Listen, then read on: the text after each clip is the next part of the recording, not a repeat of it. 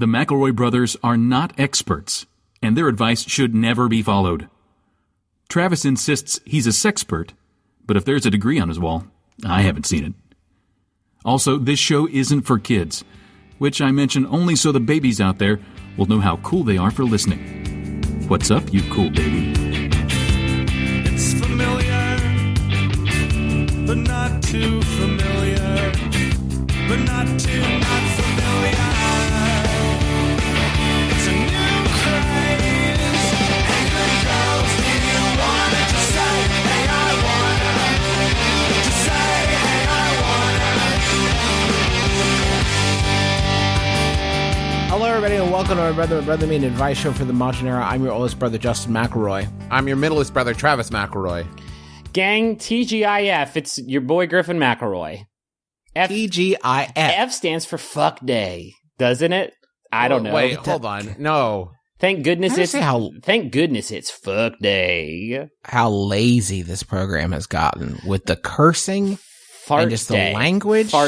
Let's start the episode. No, start it over. Okay. Hey, everybody. It's Jay Slizzle here on the MIC. It's MBMBaM and me, brother and me. I'm Oldest. Travis, middleest. Thank God it's fuck day. Blah, blah, blah, blah. And that was like a little dog made out of air horns. Walked into your fucking honey pot again. We're recording this on a Friday. So that means there's so much different material. We rarely ever record on a Friday. So we have like new stuff that we can talk about that we normally couldn't. Like what's new in theaters opening this week? What's happening? Well, Doesn't Avengers come out this weekend? Avengers is next weekend. Oh, okay. This weekend we got the 33, which is about Chilean miners. Chilean love miners. the Cooper. Yeah, love the Coopers. And By the Sea, kind of a movie. This is it's by the Sea Watch 2015. Commit to the bit. It's by the Sea Watch 2015. Okay, welcome to By the Sea Watch 2015, where we're checking in on the new film By the Sea, starring Angelina Jolie, Brad Pitt. What? They're working together on a project? They're back. It's about an American writer named Roland and his wife Vanessa who arrive in a tranquil and picturesque resort in 1970s France. That sounds nice, but there's a comma. Their marriage in apparent crisis. Oh, boy. Yeah. And also Loki's there. He's stirring Loki's up the there. pot. Gang, I gotta race to the Burger King and pick up one of the commemorative frosted glasses for take this seat. And I'm gonna. Does everybody have their Melanie Laurent action figures? Because I know I do. Yeah, I don't know why they did multiples of them. But I'm excited to have the whole set. Because you got to have the Chase figure. There's one where she's in sort of a floppy sun hat. Yep. Mm-hmm. There's another one where she's smoking 2 cigarettes at the Riviera. I got the amiibo. I got the Melanie Laurent amiibo, and you plug it into Mario Party 10, and then all of a sudden she's there, and she's hanging out with Bowser and Sonic and friends. Did you get the one where you put vegetable oil in the little hole in her back and you crank the wheel and like real like sadness emanates from her? What did you say there? What were all those words? What did that was mean? vegetable oil. Travis was referencing a Darkwing Duck gas grenade gun. That would shoot smoke if you put vegetable oil in it. It never worked. Really? No, it did not. It was the most disappointing toy of my entire childhood. Yeah, it's really bad. Also, so like that reference, just so I understand, like that was on par with you making an inside joke about a thing that's in your pocket that nobody else could possibly know about.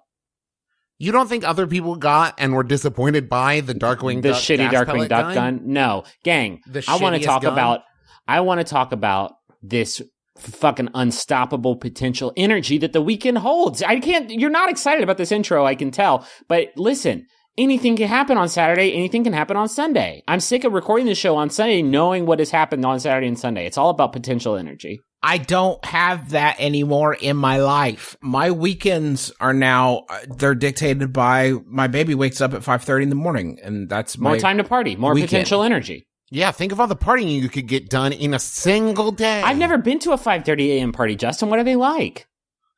Well, you watch Little Einsteins and eat some cheesy poofs. Nice. Now, what's a cheesy? Yeah, they're not what's bad. a cheesy poof? Is that like a Cheeto? No, it's like a Cheeto, but it is a single piece of puffed corn. Hullless puffed corn. And what kind of psychedelic effects do the puffed corn have? There's no, okay, I can see what you've done there. There's no psychedelic effects because you give them to your baby when you're just like, your heart's not in it at that exact moment. You know what I mean? Like, It's like your heart's just not in it right now. Yeah, it's sort of it's like baby tapas for the disillusioned dad. Yeah, that's actually on the box. I didn't know you've gotten those before. There's Chester Cheetah on the front, like, enjoy these baby tapas for the disillusioned pops. And he smokes a cigarette. He's smoking a cigarette on this one. That's And crazy. blowing it in your face. You gotta put vegetable oil in for it to do it. Please add vegetable oil to this bag of shitty Cheetos. Okay, listen. It's an advice show for the modern era. Let's fucking help some people for once. Can we lives? Should we also address the fact that I feel like we recorded an episode like 15 minutes ago? Yeah. This must be what it's like to have a job where you work every day. I hate it. Yeah. But that doesn't matter because this is about to be a great episode. All right, Did you guys know? Rip the shit. Did you guys hear about that? I saw it on Huffington Post. My 4.5-year-old son has red hair and is generally regarded as being adorable. Frequently, when in a public space, a stranger, usually a middle-aged or older woman, will comment on the color of his hair. Sometimes they will say it's beautiful, but more often they will say something like, "Oh, look at that red hair." I never know how to respond to this. Their tone is probably not like mine. I appreciate that they want to compliment him or something he has no control over, but the statement is usually followed by an awkward silence and maybe like a "yeah" with a forced chuckle. Is there a way I can acknowledge their compliment gracefully? That's from Josh. Just rip out a clump. Give them some. Give them a piece. Take a clump. It'll last longer. A sample for you to take. Stuart, be quiet. You know the arrangement that we have. Here, eat this shitty patchy, eat this crunchy you tapas. patchy little ding dong. This is one of the reasons I hate small talk, but don't you think, what do you think the compliment giver in this scenario is expecting in the response? Look at that red hair. Ah, I see you've noticed his red hair. Come with me. Like, I think that, haha, yeah, is exactly what they expect and all you need to give. Yeah. You could also just make a sort of another observation, just sort of about your immediate surroundings. Like, oh yeah, and there's some soup. Look at that green tree. Maybe notice something on them. Hey, there's a purple sweatshirt with a wolf on it. That's sweet. That's really pretty cool. badass sweatshirt. Trade you. Where'd you get that? Trade you. Color for color. Give you some of this boy's sweet hair. Give me a sleeve. I'm working on a spell. It's one of the components I need.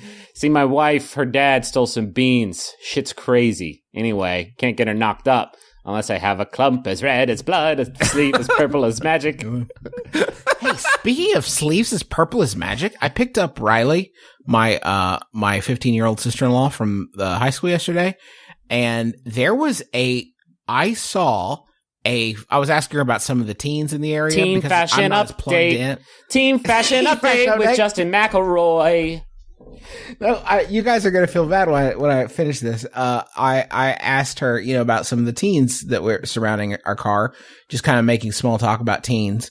And I saw this fucking dope ass kid, like jangly, crazy Jim Morrison hair, and wearing a Huntington Blizzard sweatshirt. Fuck yes, Whoa. yes.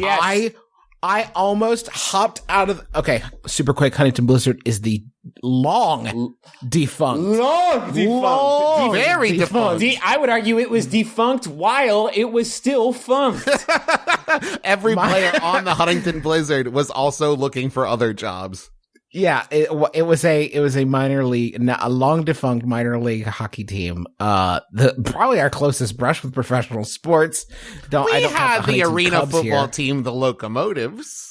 That's true. We did have that, but we had the Huntington Blizzard, which made, like, considering it was hockey, which is not a huge sport around here. It hung in there pretty good. They did pretty well. This fucking kid was wearing a Huntington Blizzard sweatshirt. I almost got out of the car and offered to buy it from him so I could, I don't know, use it as a bandana or something, because it certainly wasn't going to fit my frame. But I just wanted to update you guys on that. And this has been the teen fashion update. When you asked Riley about that kid, was she like, he just keeps showing up, I don't think he's a student? Like, did she give you any background on how awesome this kid was? She said that she knows him, and I was like, can I get an introducio? And she was like, I think that would be inappropriate. I was like, okay, I'll just stop. Did you run up to him? Stop and introduce myself. Did you run up to him and try and put a hand on that shirt, but your hand phased completely through him because he's a ghost that was murdered in 1996? In the height at a hockey game? In the height of Blizzard fever? When you see a kid like that, are you like me, and do you think that kid is either super cool or like a total outcast, right? Either he's like really ironic and on point with it, or it's like, God, there's the kid who wears the Blizzard sweatshirt every day. Who knows? Watch any coming of age movie released nowadays. I'm talking about your Paper Towns. I'm talking about your Yumi and Dupree. That's not fun. And it's the teen comedy. Your Marmaduke. Your Marmadukes. And it's just like the kids. Your Drill Bit Taylors. The artsy kids are the ones that are making it happen. And that was not true. I hung out with a group of people. One of them had a fan website about Final Fantasy III, and that was sort of the par for the course. And we were, I think, on that Paper Town style, and we were derided. I think that's a side effect of consolidated high schools. There's so many students there that a true fiefdom of popularity cannot form. Yeah. There are more like warring clans, you know what I mean? Mm-hmm. You guys want to like in Mean Girls? Yeah. Yeah, please. You remember. Oh my God. Fucking perfect transitione. Thank you to my man, level 9000 Yadru Drew Davenport. Thank you, Drew. It's by Yadru Answers user Tyler, who asks, and let's be cool about this. Can we make an agreement to be fucking cool about this for once? Yes. Justin, I need a verbal confirmation. Yes, I'll be cool. I was not paying attention to what I agreed to be cool to. I don't think either of you did. That was crazy. I was letting my cat out of the room. It was very important. Well, you also let the cat out of the bag that you're an inconsiderate brother. Yep. Tyler asks, and let's be cool about this. Is a teen a quote-unquote nerd if they use a pocket watch? Update. Just recently, my phone was fried when it fell in some water, and I lost my wristwatch. Also, I am an avid Doctor Who fan, so I opted to get a pocket watch. Man, I would have been good buddies with this guy, it sounds like, in high school. I am not the most social person, but I still want to be normal. I know that people tell you to be your own person, but in reality, this advice is not necessarily applicable. I had some trouble with that word. So I ask again, if a teen wears a pocket watch, will they be made fun of or labeled a nerd? Keep in mind, this watch will usually be in the pocket of jeans.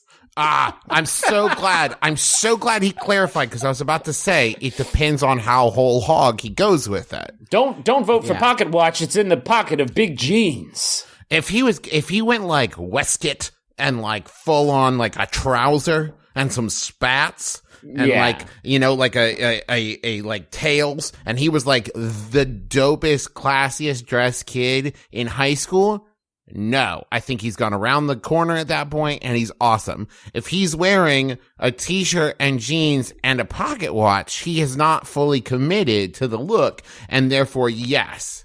But it's not because the pocket watch is nerdy, it's because of his lack of commitment. Can you, but like, okay. You want him to look like a private dick? Is what you're saying? You want to look like the lead singer of the Cherry Poppin' Daddies? I would also accept lead singer of like, your Panic at the Disco. Yeah. Right? That's a cool look. I think that every look is okay, but you have to be able to commit to it. And like, this is an important thing that I think a lot of people miss out on. Like, if you're worried about something being cool or normal, and it's something that's like outside the norm, that can still be cool, but affectations aren't cool. So like, I would agree. Are you wearing the pocket? Like, if you're the sort of person where like it is natural to you to wear a pocket watch for this reason and this reason and this reason. You're an old soul and you only listen to fucking 40s on 4 on Sirius XM or some shit. And that's your life and you're living it and you're owning it. Then like, yeah, absolutely pocket watch. Own it and wear it and do it. Let me name 3 names that if you saw them wearing a pocket watch, you would say, yep. Paul F. Tompkins, John Hodgman, John Roderick. No, Johnny three Depp. super Johnny Depp. Johnny Depp. Depp. Thank you. Ronnie, That's exactly what I was Ronnie thinking. Depp. Johnny's twin brother, who you never hear about. Ronnie Depp works at the clock factory. Yeah, so of Ronnie course, James Dio. Yeah, he also works at the clock factory, and they need those pocket watches to keep all their shit on time. I've worn a pocket watch before. Well, we've all worn some shit, Travis. Well, like in a suit form. I was in a suit. It's a good look when you're a 3-piece suit with a vest with the pocket specifically meant for the watch to go into. That makes sense. That does Jeans, make sense. Not so much. Jeans, not as much sense. You're in high school and you have a pocket watch in your pocket and you have on some aesthetic goggles you bought from Hot Topic. There is also a clock in every room in high school. That's a good point, Travis, and in the hallways. Everywhere. Yeah, you can't even be late for shit in high school. There are people with, like, belts on telling you where to go constantly. Oh, my. It seems my 10:30 class has begun. I'm late. That's never happened. No, that's never happened. You know another thing that's never happened on Earth that it was, like, probably the biggest lie propagated by TV and movies in my young years that was, like, I was disillusioned by? Free period. Yeah. You guys ever see that in any TV show or movie? Like, oh, I have a free period right now. That does not exist. I would lump study hall into that too. That's not a thing. Hall. And you know what drove me crazy in like teen movies based in high school is sometimes in those movies, the boys and the girls would kiss each other. Like, yeah. Magical fantasy. Get real. It and doesn't they would happen. go to like parties? Yeah. In high school? More importantly, but preceding that, they'd be invited to one or two. No. Yeah. I saw one shot of a movie where there was this kid who was in high school and it showed the clock and his clock said 11:30 p.m. And I was like, continuity error over here. Get the DP. We got to reshoot this scene because who's up that late? Nobody. Don't wear a pocket watch. Don't wear a pocket watch. Unless you're the type of person who wears a pocket watch. You're probably just not, like, you really take a look at your look. Are you completely owning being a pocket watch person? You can't start from the pocket watch and build from there. That's why it's called an accessory. I feel like that's a good rule of thumb for like affectation. If you have to stop and think, am I the type of person who could? You're not. Like, it should be just like second nature that you're like, oh, got to pick up a pocket watch today. Like, it's just on your list of things to do and not like, I am making a commitment to a whole new me with this accessory. Like, no. No. I don't necessarily 100% agree with you there, Trav. Sometimes you just got to throw your hat over the fence and say, this is going to be a hard struggle, but I am going to start with the pocket watch, and I know that I'm going to look like an asshole for a little while, but I got to start somewhere. I got to commit to this. Sometimes you just got to throw your watch into your pocket. And then throw your pocket over the fence. My pants! How about another question? Yeah. Whoa. My boyfriend and I are looking at moving out together. The only problem is I would rather share roommates with roommates we don't know, and he would rather move in with his friends. Renting with just us would be a little pricey and would mean we would have to wait longer to find a place in our price range that is nice. How do we resolve this? That's from Jess. I kind of get this. Yeah. I've only ever lived with people I knew, but that's always been to varying degrees of how well I knew them. And there is something to be said that if you move in with people you know too well, that kind of familiarity can breed a little bit of friction. There is like something tempting to that idea of like, oh, my roommate is just like a random person I met through a service. And we see each other in the morning and sometimes run into each other when we come home from work, but we're under no onus to like hang out or like have dinner together or do shit together. We're just sharing a space and that's it. Especially if you're moving in and like your significant other's coming with you. I don't know. There's something to be said about the idea of like, they're just another person living in this space. A random roommate is just a friend that you don't hate yet. Exactly. But you'll get there. It's just a friend that may never become a friend. Yeah. I would have a hard I would have a hard time with that. I would feel obligated to try to get to know the person, to try to get inside their head. Let me in. What's wrong with me? You have you have easy access to me whenever you want it. Let's make use of your resources, your natural Justin resources. Every day you would just walk into their bedroom uninvited and just be like, let's just hash this shit out, man. Like, what are you talking? I have nothing. We have no beef to squash. We have nothing. We don't have beef. We don't have pork. We don't have chicken. We've got nothing between us, Derek. And why did you eat all my meat? There's nothing fishy. I love this roommate. I want to live with this guy. He knows a lot about meats. Oh, he's good at meat-based puns. Listen, I was up all night. I had a graveyard shift at the butcher shop, and I would just like to sleep, please. Thank you. I left you the bacon in the fridge with your name on it. What more do you want? That would actually be a super cool roommate. Yeah, it'd be a good roommate, man. Oh yeah, I would love to. I would love to live with a butcher I've never met before. Griffin, are we gonna return to your cockamamie theory that everybody who's a butcher is doing it so they have a cover for when they eventually murder somebody? It's not cockamamie as much as it is practical life-saving knowledge. What, you wouldn't live with a butcher? I would not live with a butcher, no. There's also something to be said, though, to Jess's question, which is, do you also know the potential roommates your boyfriend wants to move in with? Sounds like it, doesn't it? But, like, is it all your boyfriend's friends and you don't really know them? Because I could see where that would be a huge turn off. That would be really weird. I actually feel what Travis is saying here of then you're going to feel like a third wheel in your own house. And that's, exactly. And that dog don't hunt. I don't know. What's the solution? Just stop getting roommates and live in Japanese capsule hotels in the Japanese style. God, yes. Oh my God, Thank yes, you. Justin, you've made me so happy. Yeah. Justin from downtown. I didn't know you had that particular insight in you. That's my one, and I've been saving it. Now, I don't think if everybody would just live in Japanese capsule hotels. Yeah, I don't think there are long-term Japanese capsule hotels because they would be like little stinky garbage cans after a while. Unless they rotated, like every night they moved them one to the left.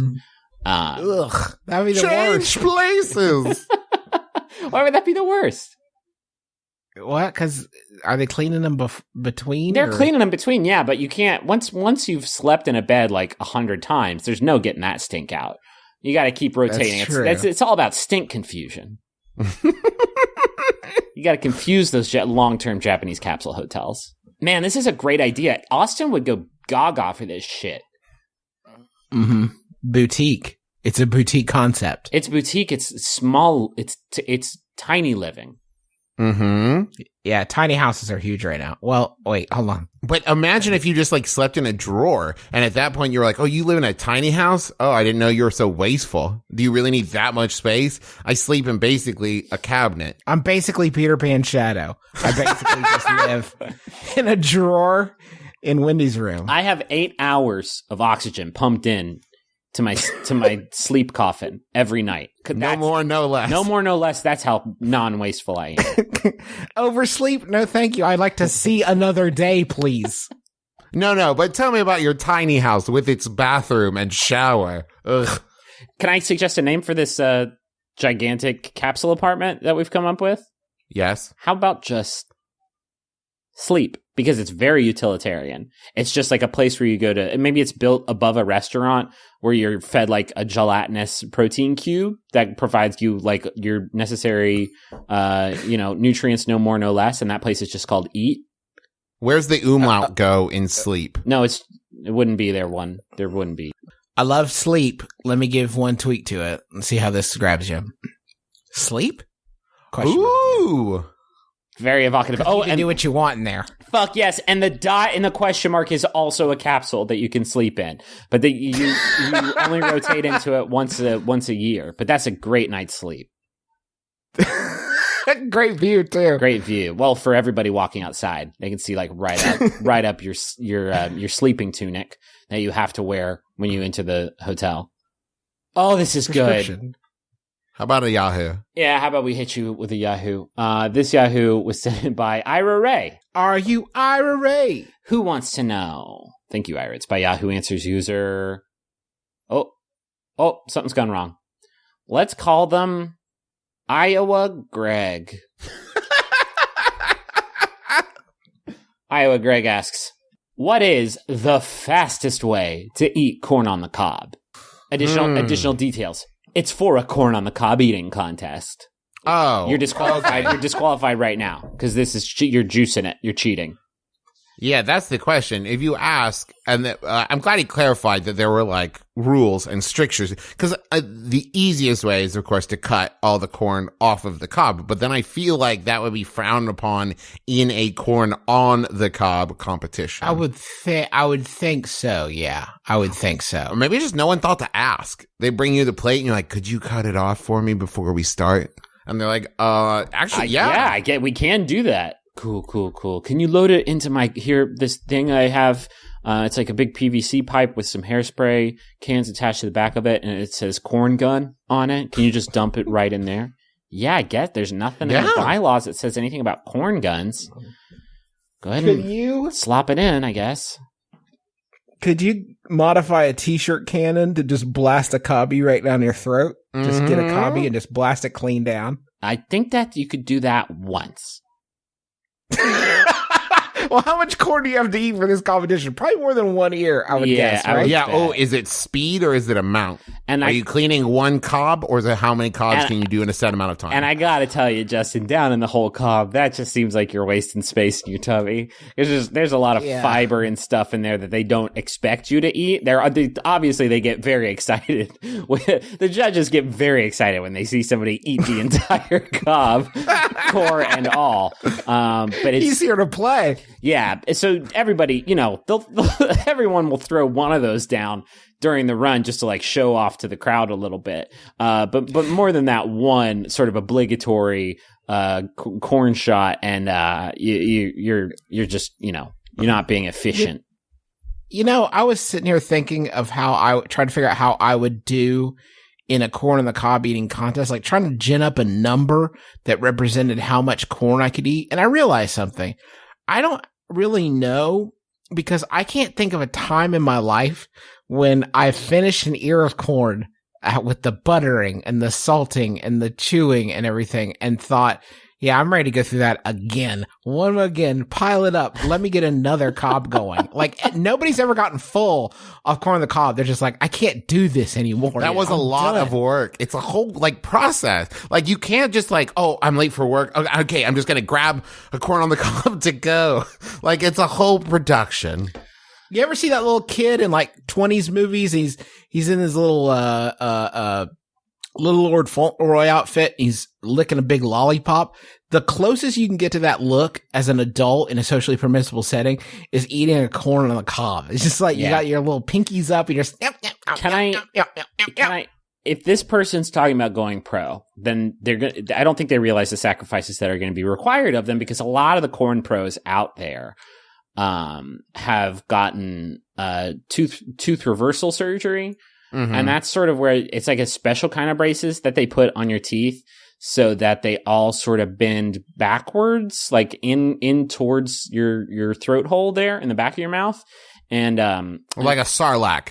Kind of like a Sarlacc, yeah, like a reversal of the teeth direction. And so they just jam a whole cob into their mouth and a little bit into their throat. And then as they pull it out, their backwards teeth just do all the scraping for them.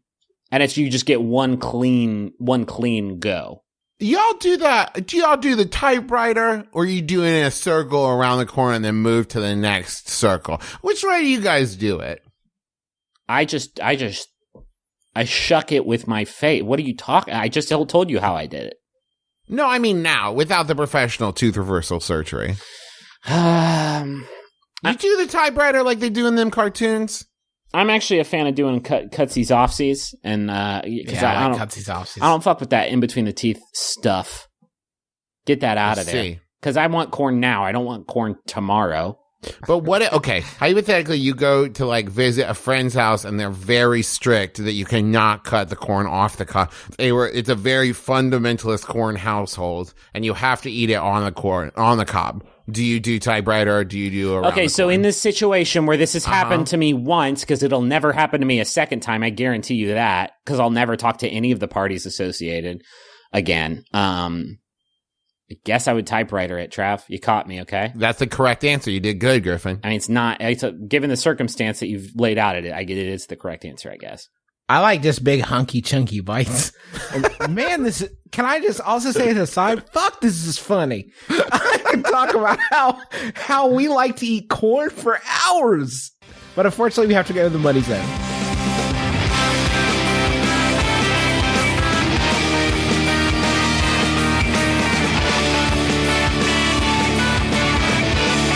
My Brother and Me is sponsored this week by Squarespace. If you would like to make a website all about eating corn, the funniest thing anyone could ever talk about ever, I think we can all agree, that you want to use Squarespace. My Brother and Me is brought to you in part by Squarespace, the all-in-one website platform. Squarespace sites look professionally designed regardless of your skill level and with no coding required. Anybody can do this.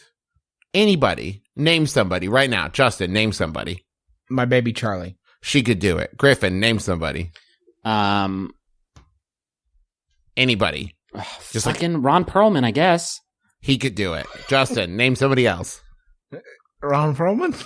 No, he can't do it. Junior. Oh, yes, he can do it. Okay, good. Don Perlman. He is allowed to do it, but only once. He can't do it, actually. That's a trick. His flesh is made out of hardened, white, precious gems. Oh, you got Bull me. from Night Court. Bull from Night Court. Bull from Night Court. He can do it. 3. That's my next 3. I want to get him out ahead of. Oh, yes, no, yes. Griffin, one more. Dr. Pizza. Dr. Pizza could do it. Anybody can do it. I forgot I ran out of people, okay? Oh, you did fine.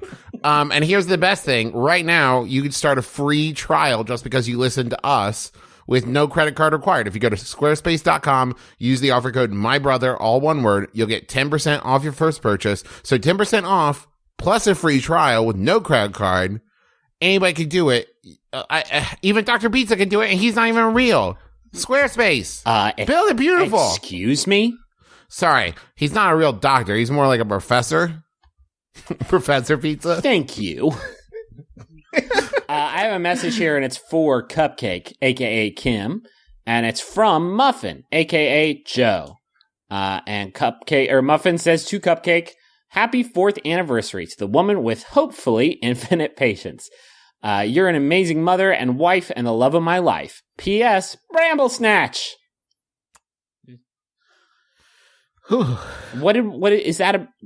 Was that one of the names for a warrior cat, or is that a private, personal, maybe sexy message? It's not that sexy. Participated in something private and personal and sexy. Well, they made me do it. I can't feel guilty about, like, they left their bedroom door open, you know, and they played soothing music inside. What am I supposed to do? This message says it's for the week of November 12th. Oh my God, we did it. That's a third. First off, we did it. Secondly, that's a Thursday. What are you doing? Well, how are you splitting up your weeks? Thursday's a special day of the week. I don't want to. I feel gross actually talking about this bedroom situation. No, Griffin, tell us more about what Cupcake and Muffin do on Thursdays. They get stale because they were baked on a Monday. I got a message for James from Will. Hey, big bro, here's wishing you a happy big 29 from me, the guy that always beats you at Settlers of Catan. I hope the final year of your 20s is filled with fun, laughter, and gunny? I don't know what that means. Oh, man. I bet it's dirty, too. Probably not dirty. Probably no, not. It probably also, is dirty. Sorry for eating your cherry flapjack. My bad. That is a true crime. I would just adore. I would just really fancy a cherry flapjack right now. That goes down really good. You know what I would kill for right now? What? Some corn. Some motherfucking corn on the cob. Right? Damn it. I want to kill. Corn on the cob is basically a Japanese capsule hotel for corn, and I want to get in there like Bahamut and just destroy the whole foundation of the thing. You know what I mean? I do. I really do. I want to get that sloppy corn butter chin that you can only get from a true full-blown cob devastator. I'd also like a corn fritter. Yeah, whatever. Oh, do you guys ever Welcome to Corncast. Did you guys realize why this episode is not one of our best? Why? I just realized it. Friday the 13th. We've been cursed. It's our first ever Friday the 13th recording, I think. Well, boo. I'm Jason. Hey everyone, we're the Flophouse, one of the newest additions to the Maximum Fun podcasting network. I'm Dan McCoy. I'm Stuart Wellington. And I'm Elliot Kalin. What is the Flophouse, you may very well ask? We watch a bad movie and then we talk about it. A bad movie podcast? Isn't that like every fifth podcast on the internet? I'd answer that by saying, 1, we've been doing this show for over 7 years, long before the entire premise of our show was a cliche, and 2, shut up. Sick burn. I'd say that our show is more of a comedy podcast. A podcast about words that sound like other words. A podcast about me singing long, irritating songs like this one. A podcast about pitches for a Ziggy comic book movie. Or discussions about sex tarps. Yeah, I mean, mostly it's a show about 3 friends just hanging out. And talking about ding-dongs. That's mostly used to. Wait, what? So if you like any of those things, subscribe in iTunes today or visit MaximumFun.org to follow the show. The Flophouse. That's what happens now. You read a question. Okay, all right. Pump the brakes there. You asked. I currently work as the graphic and web designer for a small company, and the nature of my work requires to bring me... Friday the 13th. Got me again.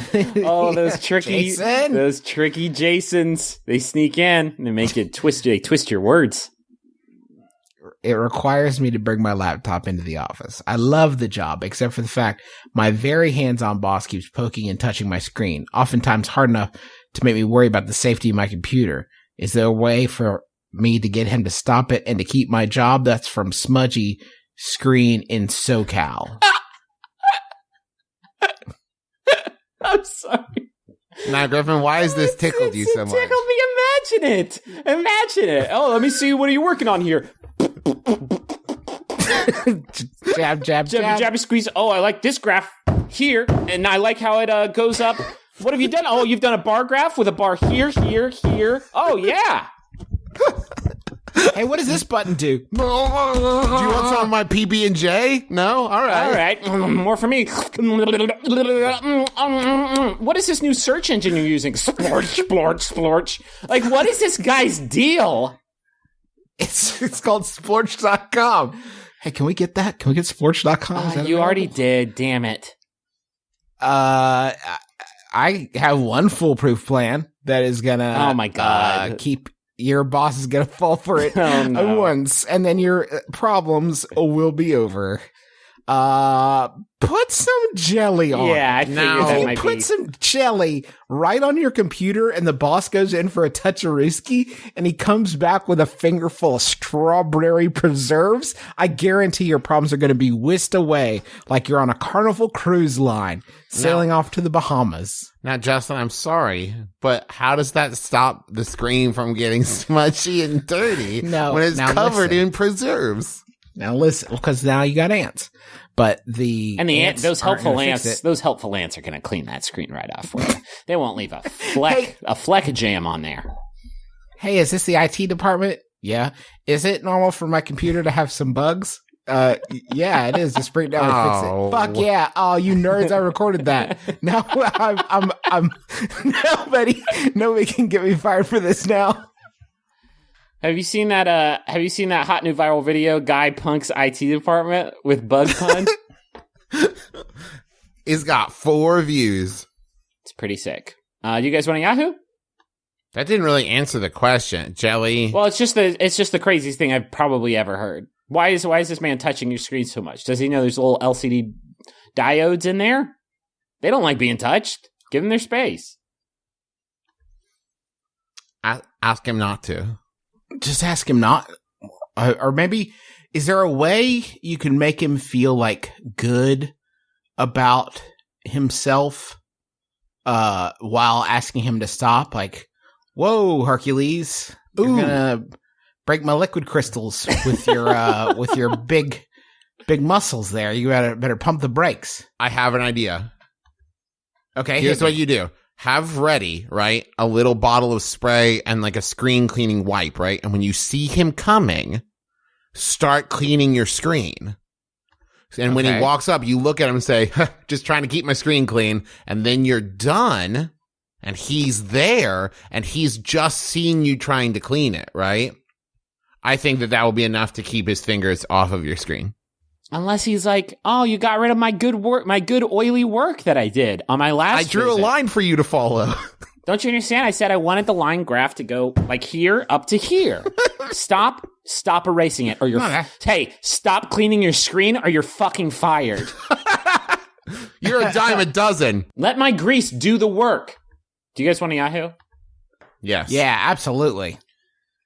This Yahoo was sent in by level 9000 Yahoo Drew Davenport. Thank you, Drew. It's by an anonymous user. I'm going to call him Big Joan because Big Joan is the only person that has answered this anonymous user. Big Joan asks, Perfect. what is Lizardman's relationship to this human world? What does it mean if you are a Lizardman in a former life? What? Okay, Griffin, what in there is capitalized? You think that's going to help? Syntax? I don't know. I'm looking for any clues. The W in what? That's it. Proper. Lizardman's not? Former life's not? No. God damn it. What is Lizardman's relationship? One more time. What is Lizardman's relationship to this human world? God, do you think this is Lizardman asking that? Oh, that's grim. Poor Lizardman. He's having a rough Friday the 13th too, huh? What am Lizardman doing in this human world? Why can't Lizardman find love? Lizardman keeps saying wrong words on podcast. Lizardman ain't bad at recorded medium. Podcast no be the viral hit that Lizardman expected. Being Lizardman have unique thoughts and opinions that Lizardman thought would get chuckle from others. plain fleshy human ears, no interested in hearing Lizardman's unique perspective. Lizardman have small but deep audience. Lizardman thought audience would be more permissive of audio issues early on. Lizardman can't get hashtag going. Why no one use hashtag for Lizardman show? Lizardman special guest appearance by Adam Carolla fall through last minute. Lizardman mourned for opportunities lost. Lizardman sponsors very disappointed in Lizardman. Lizardman no house sponsors. Lizardman sorry about lies. Oh, God. Could be Lizardman's inconsistent release schedule? Potentially. It's all about consistency. That's why we're recording fucking today instead of skipping a week. Even though we're recording on the spookiest, unluckiest day of the year. In hindsight, Lizardman should not have called his podcast This American Life 2. The Lizardman story? The Lizardman story. Lizardman should have called his show for Lizardmen only. Such a narrow audience. Just me.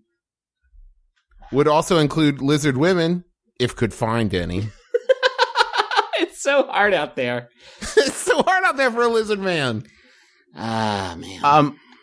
What would you guys say to another question? How would that grab you? It would grab How would me. Lizardman feel about that? It would grab me. Lizard man like questions. I'm 33 years old and my parents don't know that I have tattoos.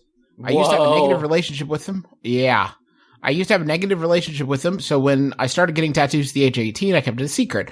By now, we have worked on things and have a good relationship, but I've been lying to them for 15 years now about the fact that I have tattoos. I want to get more in places that'll be harder to keep hidden. How do I let my family know I have tattoos? I already know they have a problem with them in general for religious reasons. That's from Girl with the Secret Tattoos. The one thing that struck me about this as odd is the line, I've been lying to them for 15 years now about the fact that I have tattoos. You think that's a lie by omission? Not like she goes out of her way to say, she doesn't go out of her way to say, anybody got any tattoos in this room? Not me. No, me neither. No, absolutely not. Every time she shows up for Thanksgiving, you don't have any tattoos, do you? No, still don't. Everything's cool. Where's the stuffing? But she is missed, by my math, 15 consecutive Labor Day pool parties. Oh, that's a good point. There's a lot of reasons why you're tattooed. What if it's her face? What if she's got the face tattoos? Well, she says she wants to get them in places that are harder to conceal. So I can't think of many more places that are harder than that. I can't convince my family I'm just a huge fan of the Opera for much longer. Could you maybe try this? Your parents are like, "Hey, is that a Taz tattoo on your back?" And you just like spin around and like, "Whoa, how'd that get there? What the hell? I've been targeted by a tattoo." You know, They got me again. What What if you just acted like you had already told them? I told you about my Taz tattoo. Yeah, you've known about. I told you about it. Remember? Yeah, it was like 8 years ago. Did you forget? Remember? And now, ball's in their court. I was originally going to get one with him, like doing his like twirl, and he was going to say like the world keeps on spinning, baby, or like Taz say the world keeps on spinning, baby, or something. And I just got the smaller one. I told you guys that we had the whole conversation. You remember? Because you said you were going to get one too, and then you did. We went, and you chickened out at the last minute. And then you got one later, and you got it removed. How do you not remember this? You remember.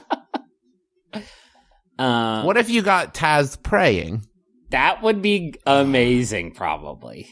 And so then they were like, a tattoo? And you're like, yeah, but look closer. And they're like, that's kind of nice. That's nice. And then got another one of Taz peeing on something like that Calvin kid. Yeah, he's peeing on the devil. Yeah! You guys remember when Taz was like big for a minute, right? Yeah. I was thinking about this yesterday. Do you think that was, you also remember when Tweety Bird was kind of like in vogue, right? Like a little bit before that. Do you all, cause I was trying to puzzle out why anybody would have any affinity for Taz, the character, the Tasmanian devil.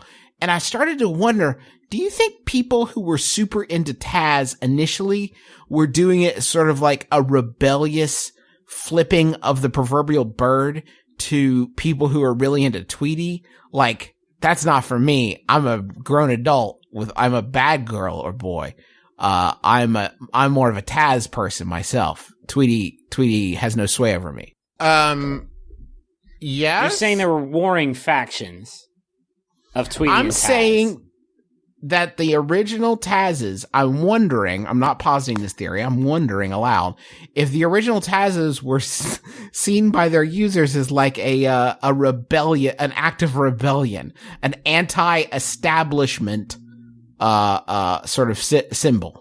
But could you not flip that, Justin, and say that the Tweety Bird came out of people seeing the Taz and saying, no, I believe in a more structured society in which the good guy wins, and they're a little bit rambunctious, but mostly they're for good. Okay, I would say Taz is chaotic good. And Tweety's lawful good. Justin, I would say it depends on which Taz they're talking about. Are we talking about the Taz from like Tiny Toons and later iterations, or are we talking about the original Taz? Because the original Taz was the bad guy, if I remember got correctly. a monstrously explicit Marvin the Martian tattoo over my body.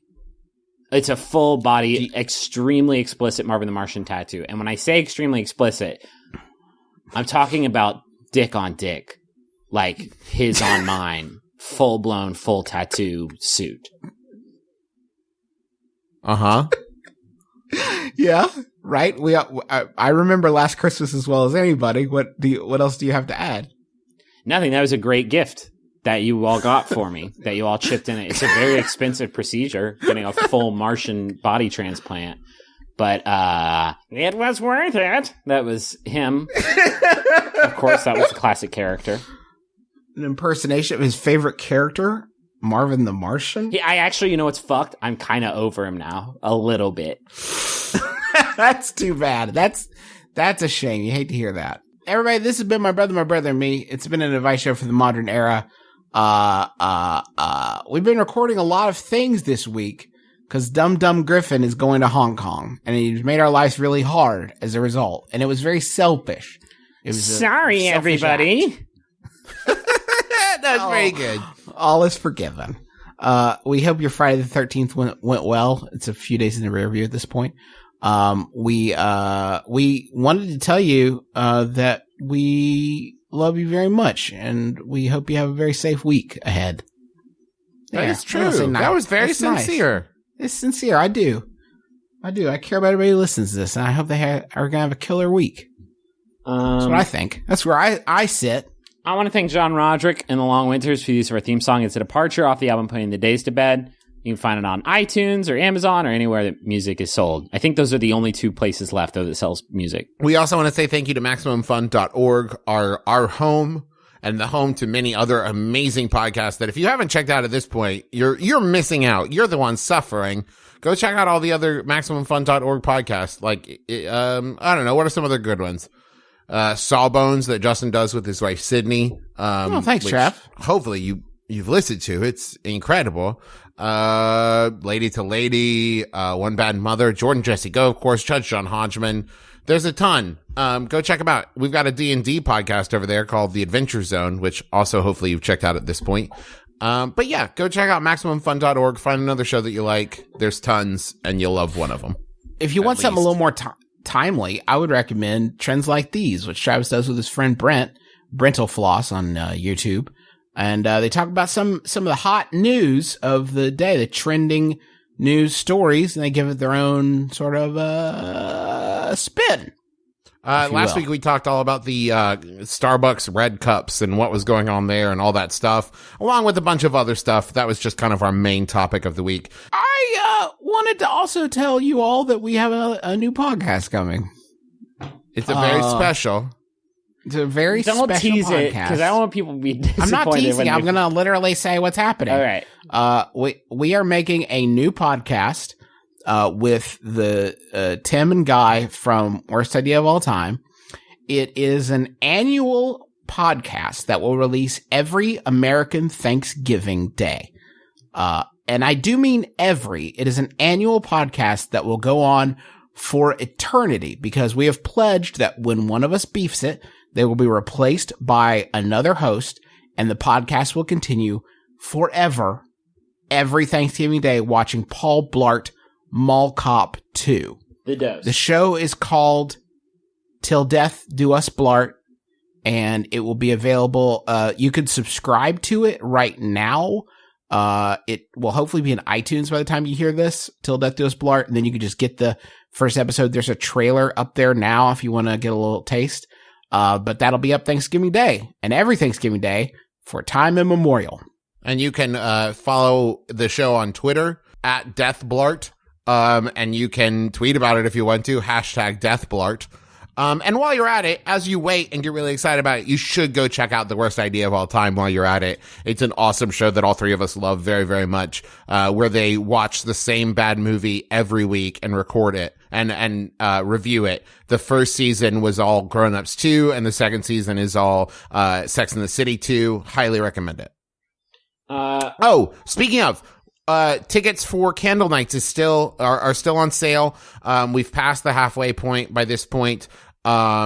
We're doing it Huntington, West Virginia, December 21st. It's our holiday show that will be, hopefully curse free. So feel free to bring. Now, curse free doesn't necessarily mean we won't dip into some adult ideas, but we'll try to keep it as PG as possible so that you can bring the whole family. It's a pan-religious, pansexual, personal pan holiday called Candle Nights. If you would like the tickets, you can go to bit.ly/Candle Nights 2, Huntington, West Virginia, Monday, December 21st. We hope to see you there. That's our show and Sawbones. Yes, Sawbones will be there as well.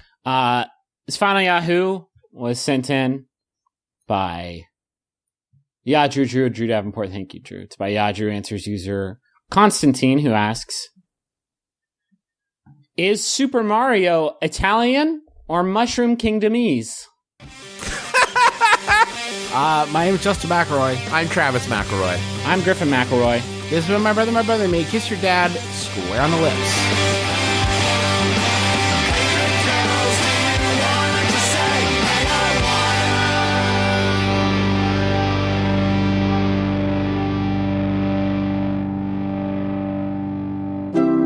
MaximumFun.org. Comedy and culture. Artist owned. Listener supported.